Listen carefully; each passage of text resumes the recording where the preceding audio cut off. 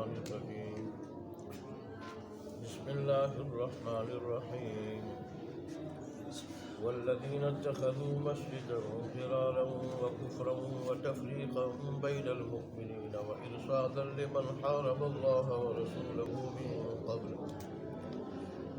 وليحلفن إن أردنا إلا الحسنى والله يشهد إنهم لكاذبون لا تقم فيه أبدا لمسجد أسس على التقوى من أول يوم أحق أن تقوم فيه رجال يحبون أن يتطهروا والله يحب المطهرين أفمن أسس بنيانه على تقوى من الله ورضوان خير أم من أسس بنيانه على شفا جرف هار فانهار به في نار جهنم والله لا يهدي القوم الظالمين لا يزال بنيانهم الذي بنوا ريبة في قلوبهم إلا أن تقطع قلوبهم والله عليم حكيم صدق الله مولانا العظيم وصدق رسوله النبي الأمي الكريم ونحن على ذلك لمن الشاهدين والشاكرين والحمد لله رب العالمين.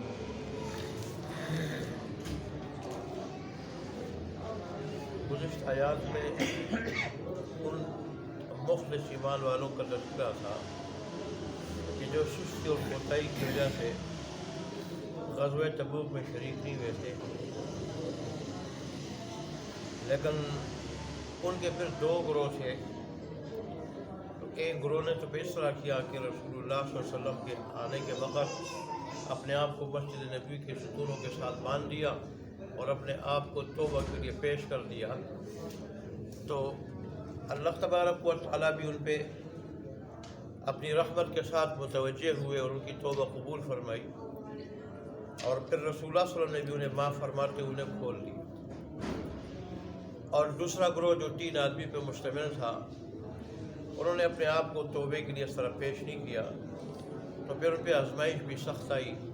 50 دن تک وہ ان کے ساتھ مسلمانوں کی طرف سے مقاطع رہا اور سخت پریشانی میں مبتلا رہے، اور آخر کار پھر اللہ تبارک و تعالیٰ کی توبہ کو قبول فرمائی. تو آج کی آیات پھر پکے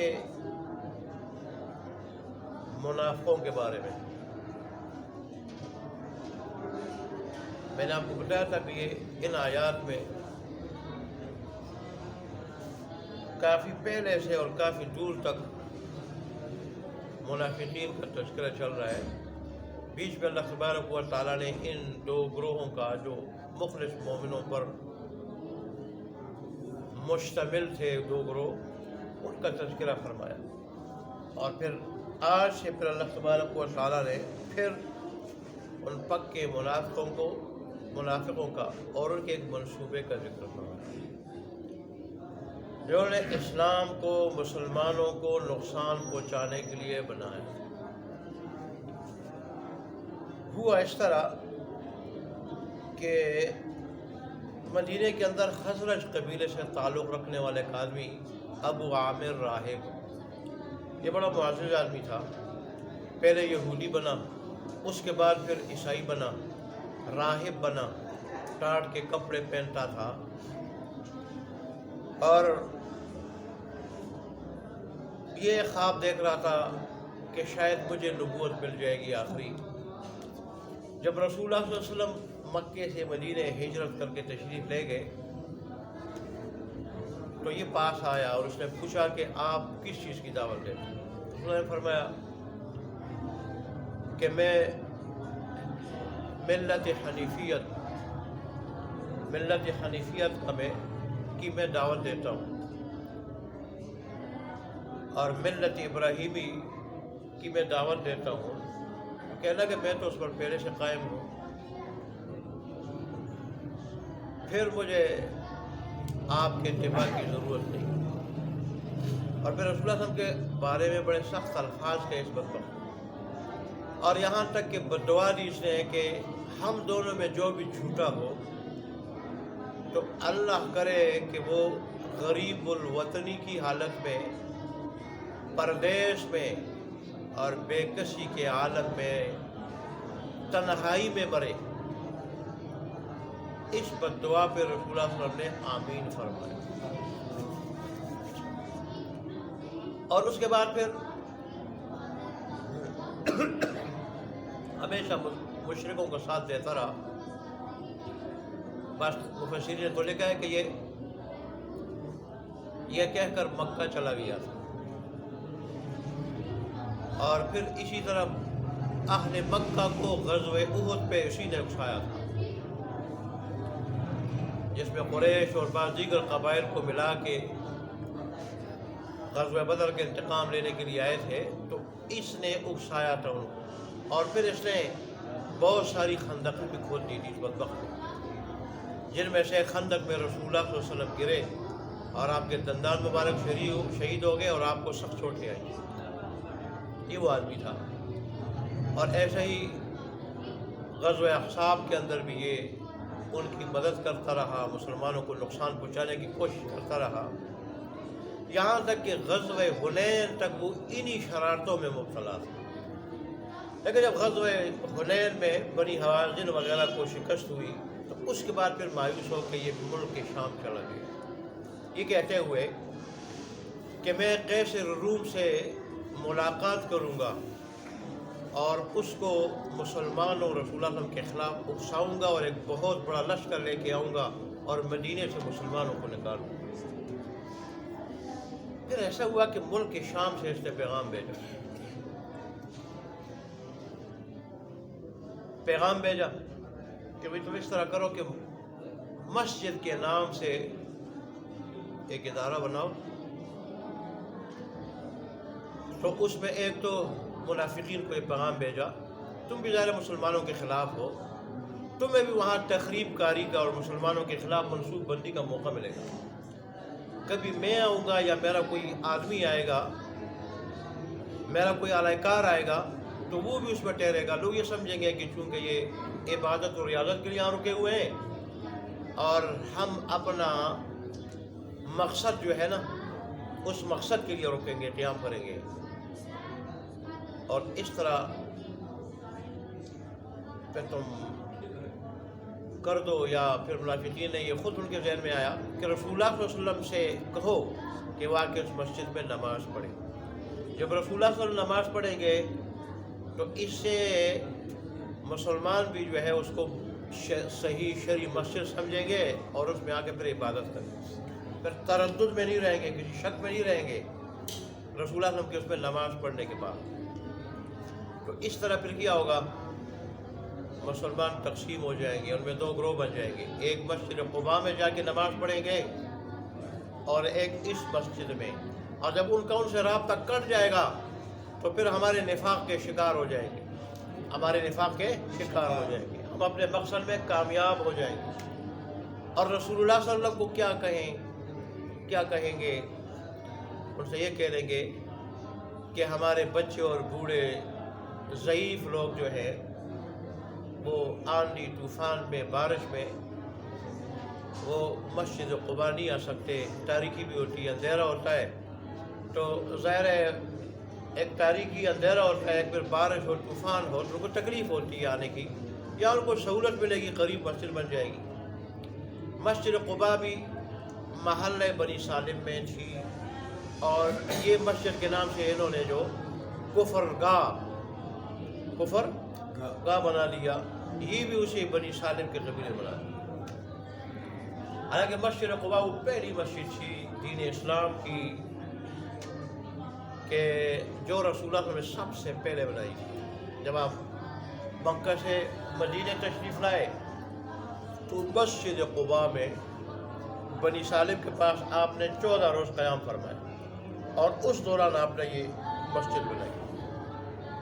اور پھر رسول اللہ صلی اللہ علیہ وسلم نے اس مسجد کی بڑی فضیلت بیان فرمائی کہ جو آدمی بھی اخلاص کے ساتھ اللہ کی رضا کے لیے مسجد قباء میں 2 رکعت نماز پڑھے گا، اس کو ایک عمرے کا ثواب ملے گا، ایک عمرے کا ثواب ملے گا۔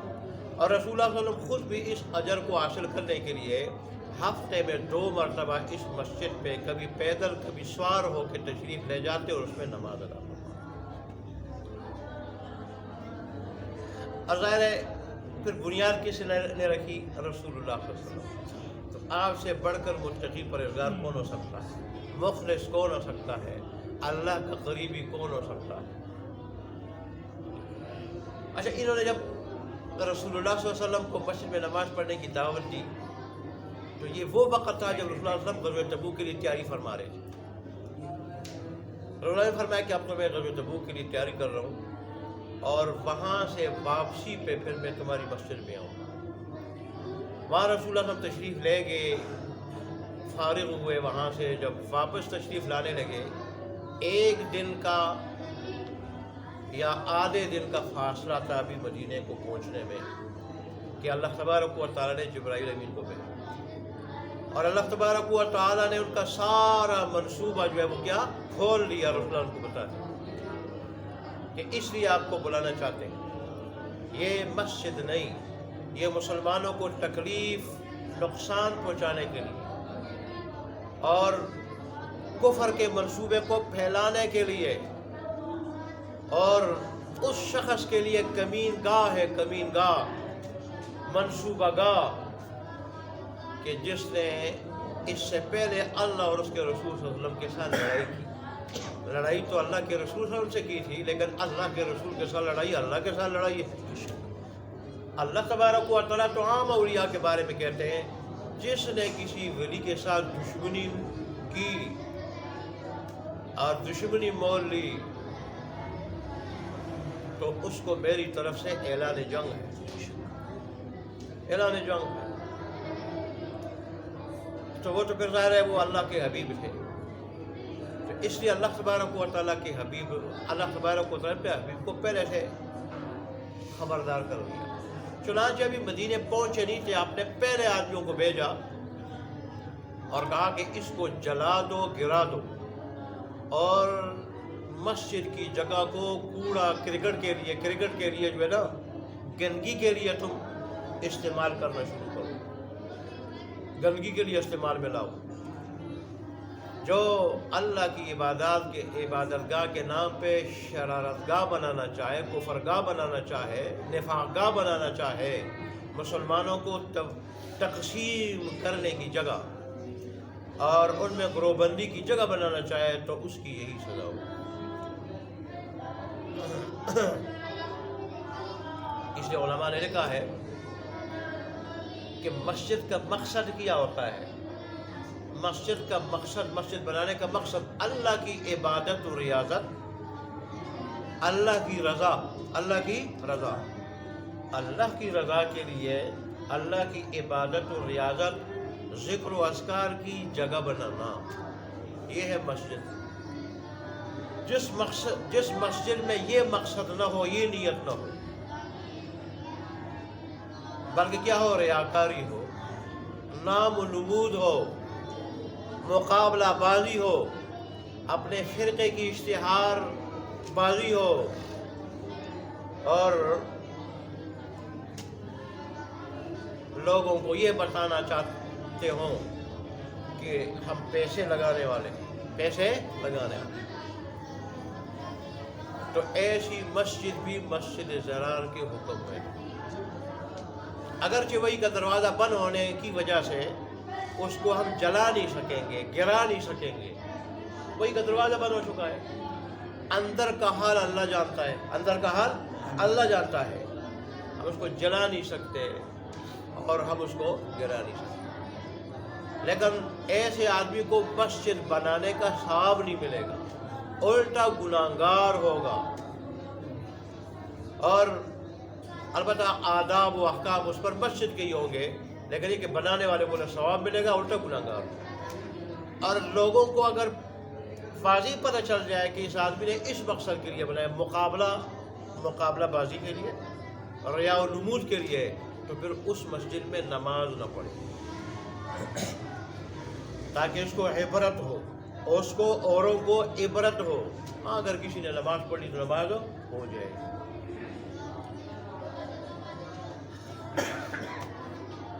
تفسیر دروس القرآن والے نے اور غالباً بیان والے نے بھی بات کی کہ آج کل ہمارے زمانے کے اکثر مساجد کا یہی حال ہے. اللہ تبارک اللہ ہمارے حال پہ رحم فرمائے. پھر رسول اللہ صلی اللہ علیہ وسلم نے فرمایا کہ ایسی بھی مسجدیں ہوں گی آخری وقت میں کہ ان میں 500 آدمی نماز پڑھنے والے ہوں گے، لیکن وہ مسجدیں پھر بھی ہدایت سے خالی ہوں گی، ہدایت سے خالی ہوں گی، اور ان مسجدوں میں دنیا کی باتیں ہوں گی، دنیا کی باتیں ہوں گی. تو آج کل آپ دیکھ لیں بظاہر تو مسجد میں نمازیوں کی بھی کئی بڑی تعداد ہوتی ہے. مسجد آج کل الا ماشاء اللہ کوئی مسجد ہوگی جو بنی ہوئی نہیں ہوگی، ورنہ آپ دیکھ لیں ہر جگہ ٹائل لگے ہوئے اور پتھر لگے ہوئے ہیں، عجیب و غریب چپس لگے ہوئے ہیں، اور ایسے قمقمے اور ایسے جو ہے نا وہ اے سی اور اس کو گرم رکھنے اور ٹھنڈا رکھنے کی ساری سہولتیں ہیں، لیکن ظاہر ہے نمازیوں میں وہ خشوع نہیں. جیسے انہوں نے فرمایا کہ قرب قیامت پہ خشوع اٹھ جائے گا، نماز سے خشوع اٹھ جائے گا. خشوع کسی میں نہیں، خضوع کسی میں نہیں. اور نماز تو قرآن کہتا ہے کہ نماز جو ہے نا ہدایت کا ذریعہ ہے، سارے گناہوں سے اور خاص کر بے حیائی سے روکنے والی ہے، لیکن اس کے بعد انہوں نے فرمایا کہ لوگ ہدایت سے کیا ہوں گے؟ اللہ تبارک و تعالی ہمارے حال پہ رحم فرمائے. پھر کیا ہوا؟ یہ آدمی خود ابو عامر راہب رسول اللہ صلی اللہ علیہ وسلم جس وقت اس غزوے میں مصروف تھے اس وقت ملک شام میں غریب الوطنی کی حالت میں، بے کسی کے عالم میں، تنہائی میں بری طرح یہ مرا. تو ظاہر ہے جس بد دعا پہ اللہ کا حبیب آمین کہہ دے پھر وہ قبول کیسے نہ ہو. تو اس نے خود اپنے پاؤں پہ کیا کلاڑا مارا اور اس طرح وہ پھر ہلاک ہوا. تو آج اس کا ذکر ہے، دیکھ لیں آپ.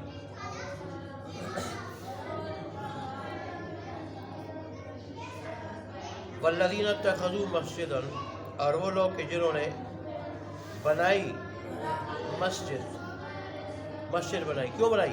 ضرارا، تکلیف دینے کے لیے، مسلمانوں کو تکلیف ضرر دینے کے لیے، نقصان پہنچانے کے لیے. وکفرا، اور کفر بڑھانے کے لیے، کفر کا منصوبہ، کفریہ منصوبہ بڑھانے کے لیے. وتفریقا بین المؤمنین، اور مسلمانوں میں تفریق ڈالنے کے لیے، گروہ بندی کے لیے. وارصادا لمن حارب اللہ ورسولہ، اور اس شخص کے لیے کمین گاہ بنانے کے لیے، گھات بنانے کے لیے، جس نے لڑائی کی اللہ سے اور اس کے رسول سے من قبل، اس سے پہلے. وہ ابو عامر راہب مراد ہے. پھر اللہ تبارک و تعالیٰ نے فرمایا جھوٹے بڑے، جب آپ کے پاس آئیں گے یا منصوبہ کھلے گا تو پھر کہیں گے بس ہم نے تو اچھا ارادہ کیا تھا. وہ اچھا ارادہ یہ تھا کہ بوڑھے اور بچے بارش میں، آندھی طوفان میں جو مسجد قباء نہیں آ سکتے تو وہ ادھر جو ہے وہ کیا کریں گے؟ نماز پڑھیں گے. ان کو یہ سہولت رہے گی، اس سہولت کی خاطر ہم نے ایسا کیا، حالانکہ منصوبہ اور تھا. قسمیں کھائیں گے، ضرور قسمیں کھائیں گے. ان اردنا، کہ نہیں ارادہ کیا تھا ہم نے، الا الحسنى، مگر بھلائی کا، نیکی کا. واللہ یشہد، اور اللہ گواہی دیتا ہے، انہم لکاذبون، کہ بے شک یہ جھوٹے. کیا ہے؟ جھوٹے. ان کا یہ ارادہ نہیں تھا، ارادہ ان کا کچھ اور تھا. پھر اللہ نے اپنے حبیب کو منع کر دیا، فرمایا لا تقم فیہا ابدا، آپ اس مسجد میں کبھی بھی کھڑے نہ ہوں، کبھی بھی کھڑے نہ ہوں۔ لمسجد اسس علی التقوی، البتہ وہ مسجد جس کی بنیاد تقوی پہ رکھی گئی ہے، تقوی پہ رکھی گئی، من اول یومن، پہلے ہی دن سے، شروع دن سے، احق کو زیادہ مستحق ہے وہ مسجد، زیادہ لائق ہے وہ مسجد، ان تقوم فی، کہ آپ اس میں کھڑے رہیں، اس میں کھڑے ہو کے نماز پڑھیں۔ مفسرین بات کہتے ہیں سے مسجد قباء مراد ہے کہ سب سے پہلے رسول اللہ صلی اللہ علیہ وسلم نے اس کی بنیاد رکھی، اور ظاہر ہے انہوں نے یہ مسجد زرار جو بنایا تھا مسجد قباء کے قریب ہی بنا لیا تھا۔ بعض کہتے ہیں مسجد نبی مراد ہے، جیسے بعض احادیث میں اس کا ذکر ہے۔ غالباً حضرت انس رضی اللہ عنہ کہتے ہیں میں رسول اللہ صلی اللہ علیہ وسلم سے پوچھا وہ کون سی مسجد تھی آپ کے ہاں، آپ نے زمین سے کنکر اٹھایا پھر پھینک دیا تھا میری مسجد۔ لیکن مفسر نے تطبیق یہ دی ہے کہ اس نے دونوں مسجدیں مراد ہو سکتی ہیں۔ کیوں؟ مسجد قباء کی بنیاد بھی آپ نے رکھی اور مسجد نبی کی بنیاد بھی آپ نے رکھی، تو دونوں کی بنیاد تقوی پہ رکھی گئی، اور دونوں کے اندر نمازی جو تھے مخلص مسلمان پاکی کا اہتمام کرنے والے تھے۔ اور جیسے اس کی خاص خصوصیت ہے مسجد قباء کی، اس میں 2 رکعت اللہ کے لیے پڑھنا عمرے کا ثواب رکھتی ہے 2 رکعتیں، تو ایسے ہی مسجد نبوی میں نماز پڑھنا اللہ کی رضا کے لیے اخلاص کے ساتھ 50,000 نمازوں کا وہ نماز ثواب رکھتی ہے۔ اللہ تو فرمایا کہ آپ اسی مسجد میں نماز پڑھیں، یا مسجد نبوی میں یا مسجد قباء، مسجد زرار میں نہ جائیں۔ کیوں؟ کہ فیہ رجال یحبون ان یتطہروا، اس میں ایسے لوگ ہیں کہ جو چاہتے ہیں کہ وہ پاک صاف رہیں، پاک صاف رہیں۔ واللہ یحب المطہرین، اور اللہ تبارک و تعالیٰ پسند کرتا ہے خوب پاکی ستھرائی اپنانے والے لوگوں کو، خوب طہارت حاصل کرنے والے لوگوں کو اللہ پسند کرتا ہے، دوست رکھتا ہے اللہ تبارک و تعالیٰ۔ احادیث میں آتا ہے کہ رسول اللہ صلی اللہ علیہ وسلم نے مسجد قباء والوں سے پوچھا، اللہ تبارک و تعالیٰ نے آپ کی تعریف فرمائی ہے کہ آپ لوگ صفائی ستھرائی کا خوب اہتمام کرتے ہیں، اس کی وجہ سے اللہ آپ سے محبت رکھتا ہے، محبت کرتا ہے۔ آپ کیا کرتے ہیں؟ بعض روایت میں انہوں نے کہا کہ آپ نماز کے لیے وضو کرتے ہیں، اور جب جنابت کی حالت پیش آ جائے تو فوراً غسل کر لیتے ہیں۔ لیکن جو مشہور ہے وہ یہ کہ ہم استنجاب جب کرتے ہیں تو پہلے ڈھیرے استعمال کرتے ہیں، اس کے بعد پانی استعمال کرتے ہیں، اس کے بعد پانی استعمال کرتے ہیں۔ اس طرح ہم استنجا کے وقت صفائی کا اہتمام کرتے ہیں، تو رسول اللہ نے فرمایا کہ اس حالت کو تم اپنائے رکھو، اس کی وجہ سے اللہ تبارک نے تمہیں پسند کیا ہے اور تم سے محبت رکھتا ہے۔ ویسے تو آدمی اگر پاخانہ کے مقام سے نجاست زیادہ بڑی ہوئی نہ ہو تو صرف پتھروں پہ بھی اکتفا کر سکتا ہے، جیسے عرب کے لوگ عموماً پتھر استعمال کرتے تھے، لیکن دونوں کو اکٹھا کرنا یہ افضل ہے۔ صرف پانی پہ اکتفا کرنا پتھر کے مقابلے میں یہ افضل ہے، صرف پانی پہ، صرف پتھر پہ بھی اکتفا کر سکتے ہیں آدمی، صرف پتھروں پہ بھی کر سکتا ہے، لیکن دونوں کو پھر اکٹھا کرنا یہ اور افضل ہے۔ اور اللہ تبارک و تعالیٰ اس کی وجہ سے مسجد قباء والوں کی تعریف فرمائی۔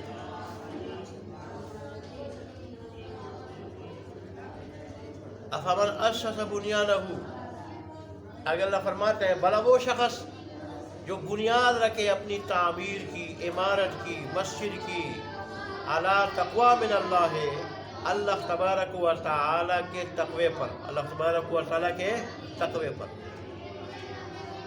ورضوان، اور اللہ کی خوشنودی پر، اللہ کی خوشنودی پر، اللہ راضی ہو جائے اس لیے مسجد بناتا ہے، خیر بہتر ہے، امن اسس بنیانہ، یا وہ آدمی بہتر ہے کہ جو بنیاد رکھے اپنی عمارت کی یعنی مسجد کی علی شفا جرفن، ایسے گھڑے کے کنارے پر، ایسی گھاٹی کے کنارے پر، ایسی کھائی کے کنارے پر، ہارن جو کھائی گرنے والی ہو، جو گاٹھی گرنے والی ہو یا وہ کنارہ گرنے والا ہو،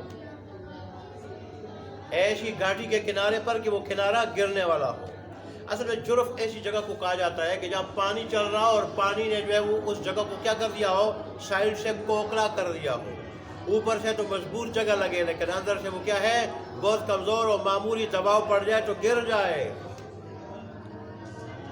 ایسے ہی اللہ تبارک و تعالیٰ نے فرمایا کہ جس مسجد کی بنیاد ہی کفر پہ ہو اور مسلمانوں کو، اسلام کو، پیغمبر اسلام کو نقصان پہنچانے پر ہو، تو ظاہر ہے ایسے سارے کے سارے لوگ جو ہے جہنم کے کنارے کھڑے، جہنم کے کنارے کھڑے، بس موت کی دیر ہے، موت کی، مرنا ہے انہوں نے اور جہنم میں پہنچنا۔ اور فرمایا کہ وہ کنارہ جو گرنے والا ہے، فَانْهَارَ بِهِ فِي نَارِ جَهَنَّمَ، جو اس کو جہنم کی آگ میں گرا دے، جہنم کی آگ میں گرا دے، گرا کے لے جائے، وہ بہتر ہے یا وہ مسجد جس کی بنیاد اللہ تبارک و تعالیٰ سے تقوی، اللہ تبارک و تعالیٰ سے تقوی اور اس کی خوشنودی پر رکھی گئی ہو، ظاہر وہ بہتر ہے۔ مسجد قباء، مسجد قباء اس کی بنیاد تقوی پہ رکھی گئی اور رسول اللہ نے بنیاد رکھی تھی، اور اس کے مقابلے میں انہوں نے جو دوسری مسجد کے نام سے جو دوسری عمارت کی بنیاد رکھی تھی وہ مسلمانوں کو تقسیم کرنے کے لیے اور پھر اس طرح اپنے نفاق کے شکار کرنے کے لیے تاکہ مسلمان میں کیا بن جائے، دو گروہ بن جائے، اور مسلمانوں کے گروہ بنانا، مسلمانوں کے، یہ اللہ تبارک و تعالیٰ کو بہت ناپسندیدہ ہے، بہت ناپسندیدہ۔ یہ جو حضرت بکر صدیق رضی اللہ عنہ کے خلاف حضرت فاطمہ الزہرا رضی اللہ تعالیٰ عنہا کو والد کی میراث دلانے کے بہانے سے باسادلو مسلمانوں کو اکسایا تھا، یہود نے اکسایا تھا، یہود نے اکسایا تھا۔ اور ایسے ہی حضرت علی رضی اللہ عنہ پہلا خلیفہ ہے اور ان کا حق جو ہے وہ کیا ہے، سب پہ مقدم تھا خلیفہ بننے میں، یہ بھی یہود نے اکسایا تھا۔ پھر اس کے لیے گروہ بنایا گیا، پھر اس کے اتنے فرقے بنے، ہر ایک آدمی پھر اس کا پھر لیڈر بنا، اور پھر ہر ایک کے پاس اپنا ایک نعرہ تھا جس کی وجہ سے مسلمانوں کو گمراہ کر رہا تھا۔ تو بنیاد دو گروہ میں مسلمانوں کو تقسیم کرنے کی رکھی تھی منافقوں نے، مسجد ضرار کے نام سے۔ اللہ نے اس کی بڑی مذمت بیان کی، اور مفسرین نے لکھا ہے کہ جس مسجد کا مقصد ایسا ہی ہوگا جو مسجد ضرار کا تھا کہ اللہ کی رضا مقصد نہ ہو، اللہ کی رضا کے لیے عبادت و ریاضت مقصد نہ ہو، بلکہ نمود و ریا مقصد ہو، ضد و عناد مقصد ہو، مقابلہ بازی مسجد ہو، ایسے مسجد بنانے کو نہ مسجد کے ثواب ملے گا تو گناہگار ہوگے، اور اگر لوگوں کو پتہ چل جائے تو اس میں نماز بھی نہ پڑھے۔ البتہ اس کے گرانے کا حکم نہیں ہوگا، جلانے کا نہیں ہوگا، یہ تو جلائی گئی تھی وہ گرائی گئی۔ اس سے آپ اندازہ لگا لیں مسلمانوں میں گروہ بندی کا آ جانا، فرقے بنانا، یہ کتنا مذموم عمل ہے۔ یہ اسلام میں جمعے کا جو حکم ہے، کیوں؟ تاکہ مسلمانوں میں اجتماعیت پیدا ہو، سارے کے سارے ایک جگہ جمع ہو کے اجتماعیت پیدا ہو، اتحاد و اتفاق ہو، اور ایک دوسرے کے حالات سے واقف ہو۔ آج جگہ جگہ چھوٹی مسجد بنا کے، چھوٹی مسجدیں بنا کے اس میں جمعے شروع ہو گئے۔ ظاہر ہے اس میں اسلام کا جو مقصد تھا اجتماعیت کا وہ تو بار ہو گیا، وہ تو اس کے تو ٹکڑے ہو گئے، وہ مقصد تو ختم ہوا۔ ٹھیک ہے، جائز ہے مسجدوں میں جمعے، لیکن بہتر اور افضل علماء کہتے ہیں اب بھی یہی ہے کہ شہر کے سب سے بڑی مسجد میں، سب سے بڑی جامع مسجد میں ایک ہی امام. اے اللہ.